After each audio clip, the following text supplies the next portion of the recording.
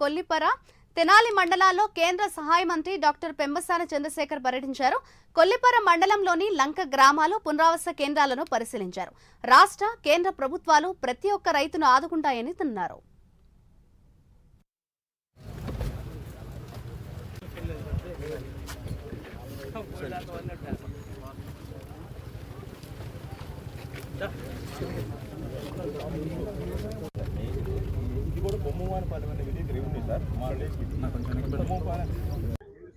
గత 5 సంవత్సరాల్లో మీరు చూస్తే ఆ గేట్స్ మెయింటైన్ చేయలేకపోవటం కానీ, అంటే ఏదైనా ఒక బ్రిడ్జ్ కానీ లేకపోతే ఒక ప్రాజెక్ట్ కానీ ఇవన్నీ ఉన్నప్పుడు మెయింటైన్ చేసుకోవాలి. మనం మెయింటైన్ చేసుకునే ఆ గేట్ల టైంకి లిఫ్ట్ చేసుకోవటం, ఆ కట్టలన్నీ ఏంటంటే ఇవన్నీ లాక్కొని పోతూ ఉంటాయి కాబట్టి ప్రతి సంవత్సరం మెయింటైన్ చేసి కట్టలను మెయింటైన్ చేయాలి.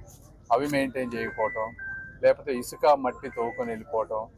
కొంతమంది ప్రజలు కూడా ఏంటంటే ఇసుక మట్టి ఎవరో తవ్వుకుంటే మనకేంటి అనుకుంటారు. మరి ఇలాంటప్పుడు ఆ ఇసుక మట్టి తవ్వటం వల్ల జరిగేటువంటి అనర్థాలు ఇవన్నీ 5 సంవత్సరాల్లో మెయింటైన్ చేయకుండా ఉండటం వల్ల ఇటువంటి ప్రకృతి వైపరీత్యాలు వచ్చినాయి.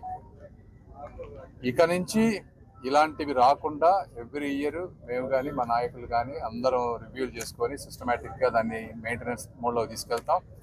నష్టం జరిగినటువంటి రైతులు ఎవరైతే ఉన్నారో వాళ్ళకి రాష్ట్ర ప్రభుత్వం నుంచి వచ్చేటువంటి సహాయం, కేంద్ర ప్రభుత్వం నుంచి వచ్చేటువంటివి, మూడోది ఇన్సూరెన్స్ ఎంతవరకు మ్యాక్సిమం తీసుకురాగలమో ఇన్సూరెన్స్, ఈ 3 చేసి తర్వాత నెక్స్ట్ ఏ పంటలు అయితే వేయాలో వాటికి ఇమీడియట్గా ఏమన్నా ఈ విత్తనాలకి సబ్సిడీ కానీ ఎరువులకి సబ్సిడీ కానీ వచ్చే విధంగా చంద్రబాబు గారితో మేము చెప్పకపోయినా బాబు గారు ఆటోమేటిక్గా అవన్నీ చూస్తారు. అకాల వర్షాల వల్ల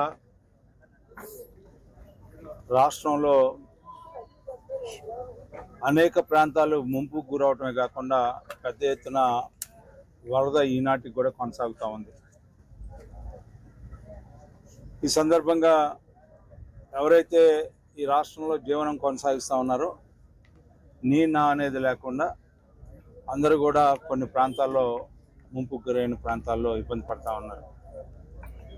దీంతోపాటు ప్రత్యేకంగా మన ప్రాంతంలో